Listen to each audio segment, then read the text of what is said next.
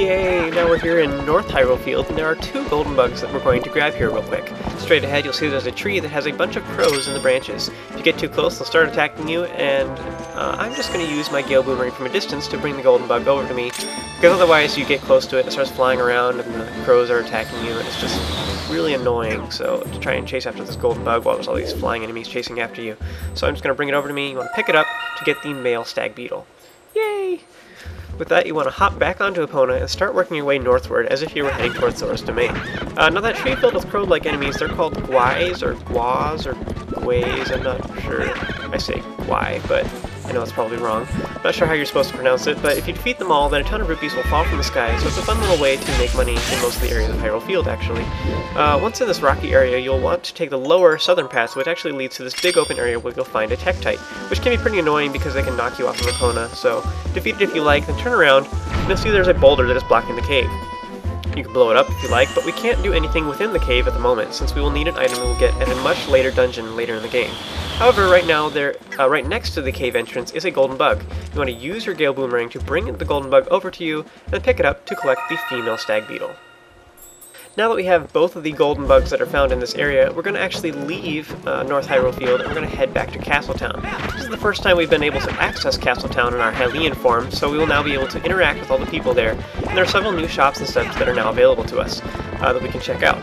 At this time, I'm not going to be doing everything that is available to us there. We're actually just focusing on golden bugs right now, so we just want to walk through Castletown and we'll return there later, so to do some more main quest stuff. But right now, we're just gathering golden bugs and getting a few additional heart pieces, as well as getting a larger wallet, which will allow us to carry more rupees. This is going to be really nice because the next dungeon, there are a ton of rupees in it, just like every dungeon in this game. So that way we will not be going over our limit and getting more than we can carry. So with that, we're going to be heading to South Hyrule Field. We have to go through Castletown in order to get there. So this is actually a new area of Hyrule Field that we have yet to be in. So we just want to go straight through Castletown, just ignoring all the people there. So now we are in another portion of Southern Hyrule Field, but to avoid confusion, I'm going to be calling it Central Hyrule Field. It's just south of Castletown, but it's north of South Hyrule Field.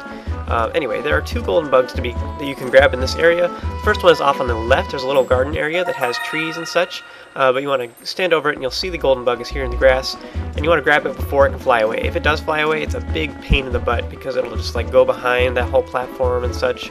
So sometimes, you know, if you see it and it's flying around, you might be better off even just entering Castletown, coming back out and picking it up. So grab it to get the female ladybug. Go down the stairs and head off to the right. There's a large mesa platform over here, which you can actually climb up if you like. And there's a little patch of flowers on the ground where there's the male ladybug. So that is both of the golden bugs in this area. There's actually a lot of Deku Babas and some more Gwais and stuff there, and you can kill them if you like.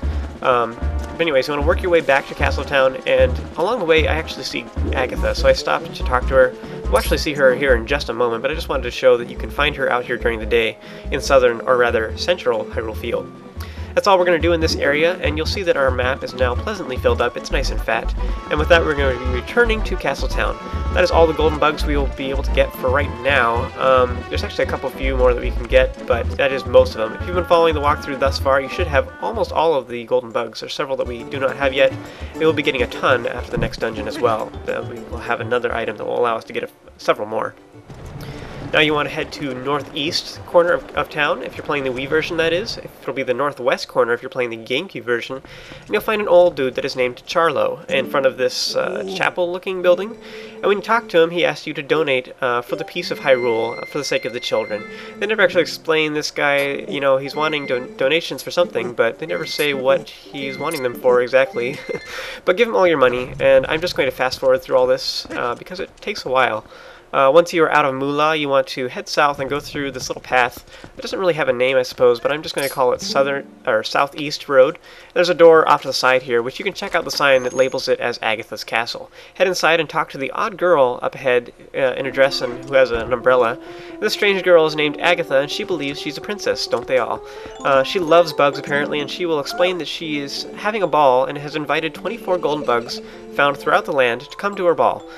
And just curious, how does this invitation thing work exactly? Does she send them a letter that the bugs can read? Does she have messenger pigeons that inform the bugs of the ball shortly before they eat them? Anyway, when Agatha first sees you, she will mistake you for a giant grasshopper, but she quickly realizes that you are not. What a disappointment. She goes on to ask you to tell any bugs that you find to come to her ball where their princess awaits. This means for this side quest we're going to be collecting them and giving them to her, which she will then give you rewards. The first bug you give her, she will then gift you with a big wallet which allows us to carry up to 600 rupees. Yay! As I said earlier, if you've been following the walkthrough thus far, you should have about 19 of the 24 golden bugs found in the game, so we already have most of them already. There's only one other one we are capable of getting at just this time, and it is just outside of Castletown, but it's a little awkward to get at the moment, so I will be getting it later in the walkthrough. The bug subscreen can be found by pressing the plus symbol on your Wiimote, and it is very user-friendly. It records each bug you've collected thus far, and will say which overworld location it was found in. Because there are only 2 bugs found in each area, you can use the process of elimination to determine which areas you still have bugs left to find. Also, if you would like to find the golden bugs but don't really want to search for them in this walkthrough, you can check out our lovely golden bugs guide that is found on our website. It is very in-depth and has screenshots and video. So repeat after me. Ooh, ah. For each single type of bug that you give to Agatha, she will give you 50 rupees, but once you bring her a pair to complete the set of each type of bug, she will give you 100 rupees, and as you can imagine, this adds up very quickly. Once you have a little under 600 rupees, you want to exit through the door, and I love this, she like growls at you the first time you try to leave. I know you have more bugs. Right now we only need so many rupees, but we will be returning here later in the walkthrough to use the golden bugs in order to make a lot of rupees for another donation side quest. Anyway, back outside you want to return to Charlo and give him all of your rupees again, and once again, I'm going to fast forwarding through this since it takes a very long time, it's quite a lengthy process. You want to return to Agatha and get even more bugs to return to the guy and give him even more money. It's lame that you can't just put in a certain amount to give him, we're stuck with these 30 and 50 rupee amounts to donate, so it takes quite a while. We only want to give him 1,000 rupees though, so I think that's why they have those limitations and they don't let you give him however much you want. Wouldn't want to be too generous to the children of Hyrule now. Our goal is to give him 1,000 rupees, so you only want to get about that much total from Agatha. So you want, this third time you show up with her, you want to not fill up your wallet completely. You want to keep it relatively empty, because in the upcoming Lakebed Temple we will be getting tons of rupees.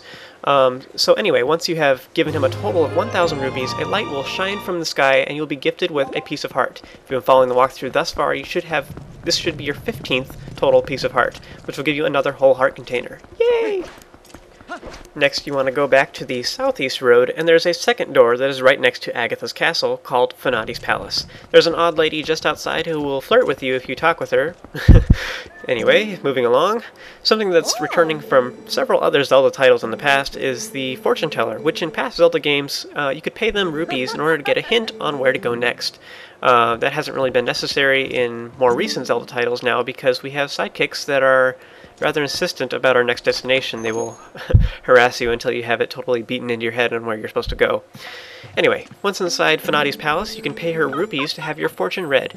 A career fortune will tell you where you need to go next quest-wise, while a love fortune will give you hints on finding pieces of heart. But of course, neither of those are necessary since you're following my wonderful guide. Madame Fanati is kind of creepy, and you can, once again, it's totally optional. You can talk to her if you want. It's kind of more of a thing if you're stuck or whatnot, or if you have lots of rupees to blow away, you can find all of the pieces of heart this way. With that out of the way, and you're done talking to Madame Fanati, you can, you don't really have to go in there. You want to head over to Talma's Bar, which is also where she told you to go. So that is basically all the time I have left for this video. Join me for the next one, and we will continue our way working on the main quest. See ya!